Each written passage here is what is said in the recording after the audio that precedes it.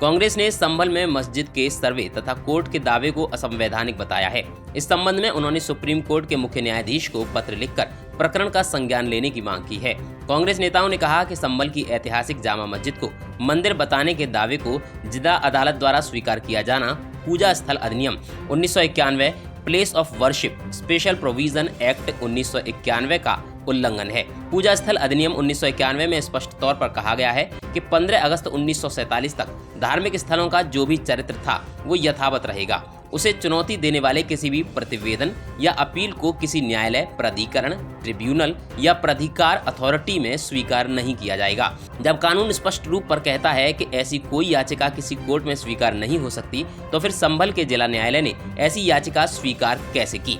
कांग्रेस ने इसे स्पष्ट तौर पर असंवैधानिक बताया और कहा कि अगर निचली अदालतें गैर कानूनी निर्देश देती हैं तो सुप्रीम कोर्ट को ऐसे जजों के खिलाफ कार्यवाही करके अनुशासनहीनता पर रोक लगानी चाहिए।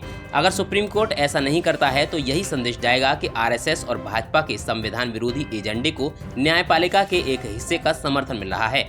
इससे जनता में न्यायपालिका की छवि खराब होगी। ज्ञापन के माध्यम से पार्टी के नेताओं ने कहा कि वे कोर्ट को संवैधानिक जिम्मेदारी याद दिलाकर आग्रह करते हैं कि निचली अदालतों के जजों के खिलाफ कार्रवाई सुनिश्चित करें ताकि न्यायपालिका की निष्पक्षता में लोगों का भरोसा कायम रह सके। और जुल्म करने के साथ अत्याचार कर रहे हैं, गोली चला रहे हैं, मासूम बच्चों की हत्याएं कर रहे हैं, तो कोई रो नहीं सकता। अगर कोई रोएगा तो उसको और जाकर कुचल दिया जाएगा।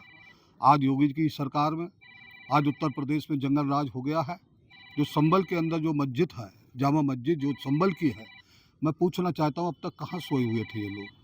ये हिंदुओं का पवित्र स्थान नहीं है, बल्कि ये मस्जिद रही है। क्योंकि आप जानते हैं उत्तर प्रदेश में तानाशाही चल रही है, हिटलरशाही चल रही है।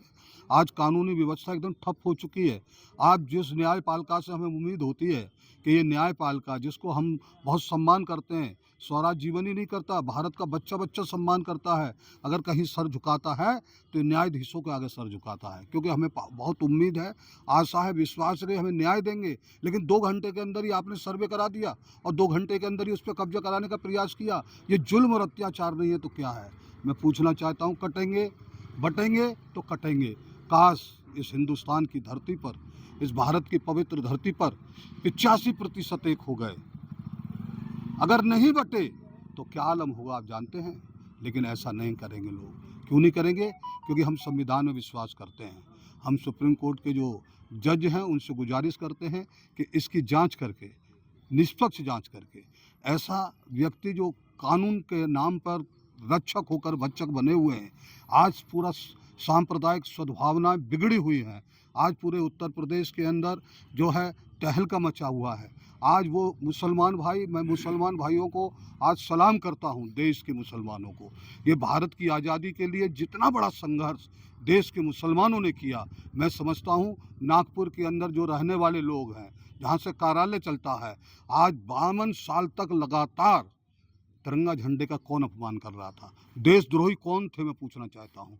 देश में किसने आतंक व्याप्त कर रखा था? वो कौन लोग हैं? जो बहनें जिन हाथों पे राखी बांधती उन्हें काटने वाले कौन लोग हैं? आज वो लोग गिन गिन कर मुसलमान भाइयों की हत्या करने का प्रयास कर रहे हैं। इनको तो केवल मुसलमान दिखाई देना चाहिए। ये मुसलमान है क्या? मुसलमान इंसान नहीं है? जब पाकिस्तान का युद्ध हुआ था तो पूरे भारत का गौरव अगर किसी ने बढ़ाया था, भारत माँ की किसी ने रक्षा की थी, तो प्राणों की आहुति देकर अब्दुल हमीद साहब ने की थी। ये देश मुसलमान भाइयों का भी देश है। इस देश में हमको हिंदू मुसलमान को किसी भी कीमत पे बंटने नहीं देना है। जिस दिन हिंदू और मुसलमान बंट जाएंगे, देश खत्म हो जाएगा। ये हिंदू और मुसलमान, ये मेरी देख रहे हैं, ये 2 आंखें हैं, देश की 2 आंखें हैं, भारत की 2 आंखें हैं। अगर एक आंख खराब हो जाएगी तो दूसरी आंख, चेहरा ही विस्तृत खराब हो जाएगा।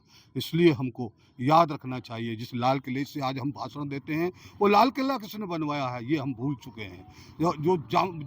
जो कुतुब मीनार है वो किसने बनवाई है ये भी हम भूल चुके हैं।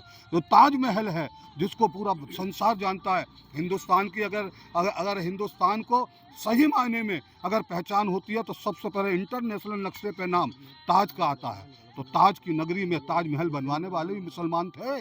मुसलमान गद्दार नहीं है, मुसलमान देशद्रोही नहीं है। लेकिन आज यह सरकार पूर्ण रूप से मुसलमानों को कुचलने में लगी हुई है। इसकी हम कड़े शब्दों में निंदा करते हैं और ये अनुरोध करना चाहते हैं चीफ जस्टिस साहब से, हाथ जोड़ के प्रार्थना करना चाहते हैं कि जिस तरीके से गाजर को मूली को काटा जाता है, जिस तरीके से भैंस और बकरी को काटा जाता है, उस तरीके से देश के कोने कोने में दलितों को, वंचित समाज के लोगों को, आदिवासियों को, पिछड़ों को और मुसलमानों को काटा जा रहा है। इस ज्ञापन के दौरान कांग्रेस नेता जमील खान, सागर सिंह तोमर, अनवर अकील, वसीम खान, सद्दाम, शाहरुख आदि मौजूद रहे। अलीगढ़ निधि के लिए प्रशांत शर्मा के साथ वीरेंद्र माहौर की रिपोर्ट।